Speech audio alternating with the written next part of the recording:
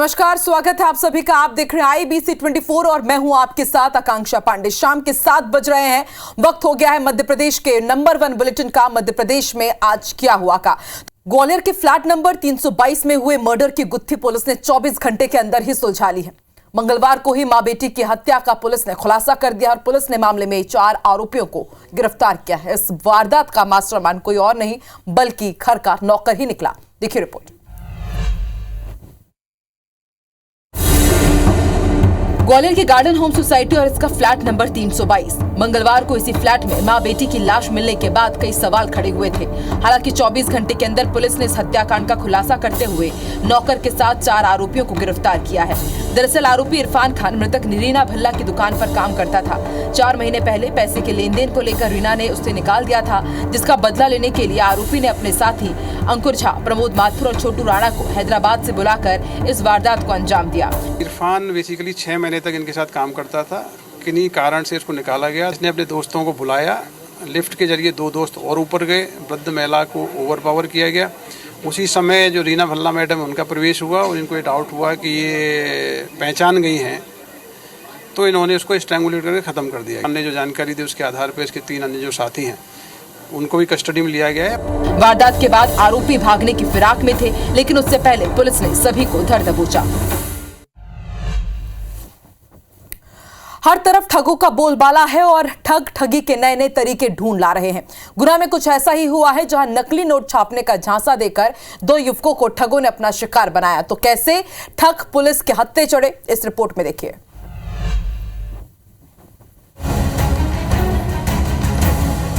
Tub में chemical युक्त पानी, कांच के प्लेट और नोटों को प्रेस करते युवक के साथ दिख रहे कुछ लोग। ये ठग गिरोह के सदस्य हैं, जो नोट छापने का झांसा देकर लोगों को ठगी का शिकार बनाते थे।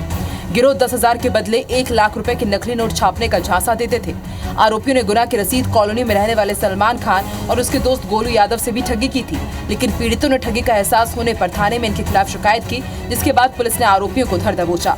सलमान नाम के व्यक्ति जो गुना का रहने वाला है, उसको 2 व्यक्ति मिले और उन्होंने उनको बताया कि हम नोट बनाकर देते हैं और 10,000 का 1 लाख रुपए बनाकर देंगे। इस प्रकार से उसको बताकर उसको झांसे में लिया। FIR दर्ज की गई और आरोपियों को तलाशा गया, जो दोनों को अभिरक्षा में लिया गया। ठग लोगों को शिकार बनाने के लिए नए नए पैतरे अपना रहे हैं। लोगों को ऐसे ठगों से सावधान रहना चाहिए।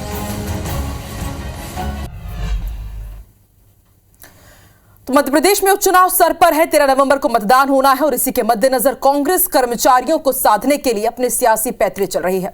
नेता प्रतिपक्ष उमंग सिंघार ने प्रदेश सरकार से कर्मचारियों का DA बढ़ाने की मांग की, तो वही हेमंत कटारे ने भी CM को पत्र लिखा है और बीजेपी ने कांग्रेस की मांग पर कमलनाथ के कार्यकाल की याद दिला दी।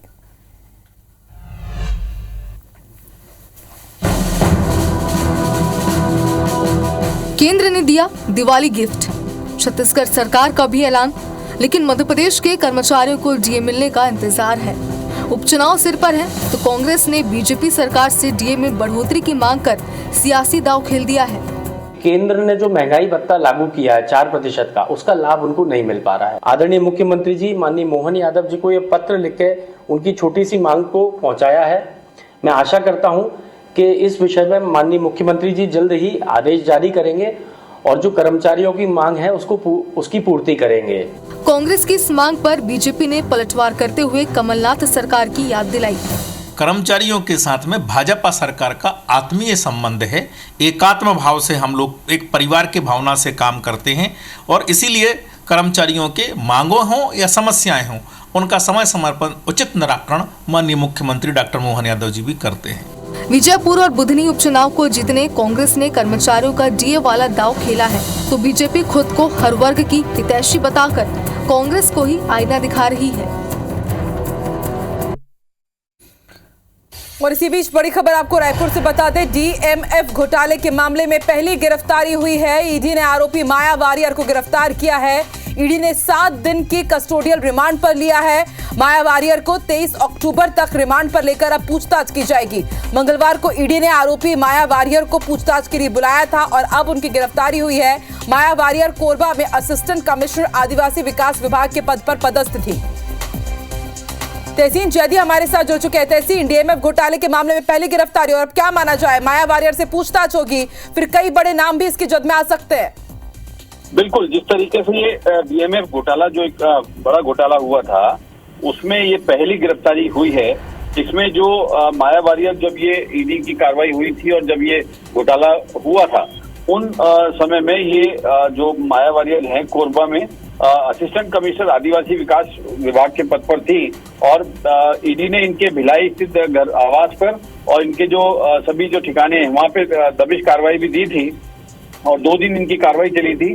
और इससे पहले भी इनसे जो ऑफिस बुलाकर काफी लंबी पूछताछ की गई। तो लेकिन कल भी इनको ऑफिस बुलाया गया था, और उसके बाद जो है आज इनको सुबह तक इनसे पूछताछ की गई।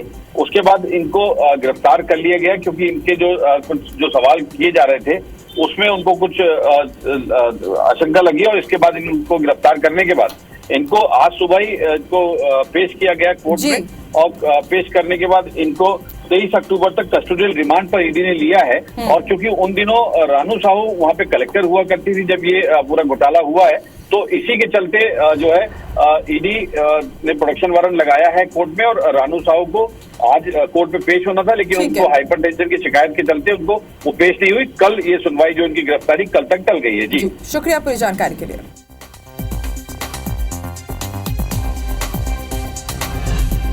मध्य प्रदेश में इन दिनों बीजेपी अपनों से ही घिरती जा रही है। बीजेपी विधायक अजय विश्नोई ने बीजेपी के मेंबरशिप अभियान को लेकर जो सवाल उठाए, अब उस पर पुलिस का एक्शन हो गया है। लेकिन अजय विश्नोई ने बीजेपी के लिए मुश्किलें खड़ी कर दी है। कांग्रेस लगातार बीजेपी के इस अभियान पर सवाल उठा रही है।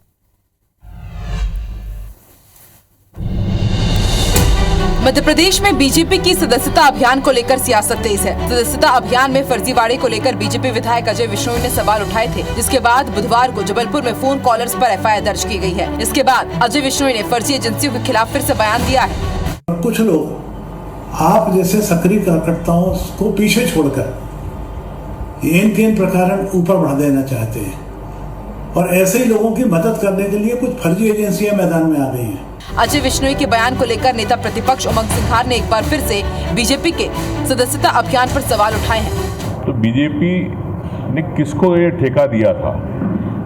क्या भारतीय जनता पार्टी के पास कार्यकर्ता नहीं है कि जो एक ठेके पर सदस्यता अभियान पूरे प्रदेश में चलाया गया? मामले में पुलिस एफआईआर दर्ज कर कार्रवाई करने की बात कह रही है, लेकिन अजय विश्नोई ने पार्टी के अभियान पर बयान देकर कांग्रेस को बीजेपी पर हमला करने का मौका जरूर दे दिया है।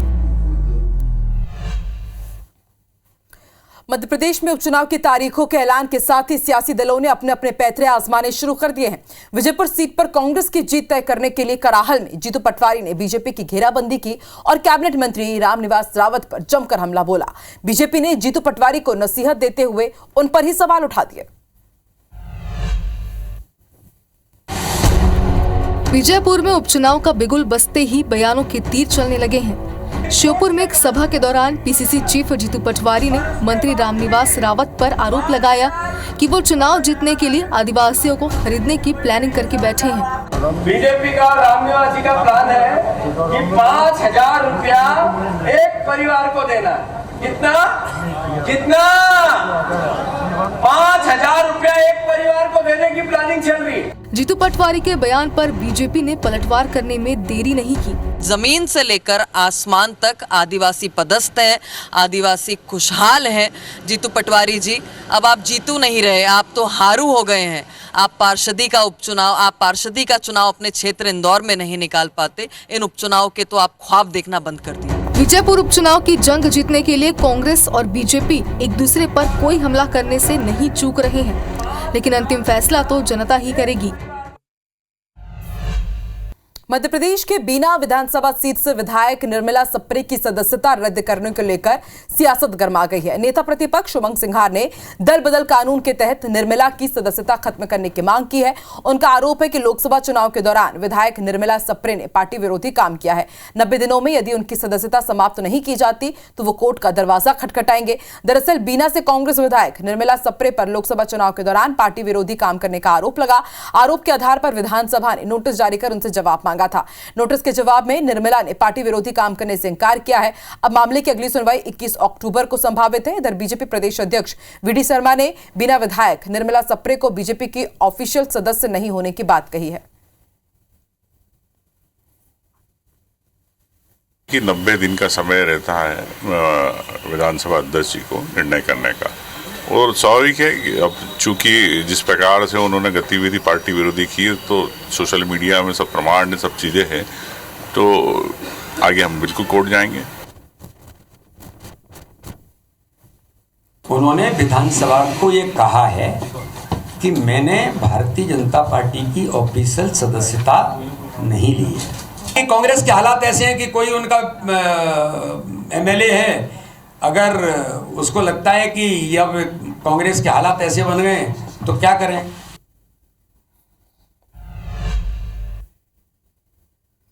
इंदौर की ऐतिहासिक धरोहर किंग एडवर्ड मेडिकल कॉलेज की बिल्डिंग की साख पर शरारती तत्वों ने बट्टा लगाने की कोशिश की। मंगलवार को जैन सोशल ग्रुप ने ओस त्रिकलाना, you are dead, you made a mistake, it's your turn जैसे डरावने शब्द लिखकर चले गए और यहां पर पार्टी के नाम पर जमकर हंगामा किया। इतना ही नहीं, धरोहर की दीवारों पर खूनी कोट्स, पंजों के निशान भी शरारती तत्वों ने बनाए।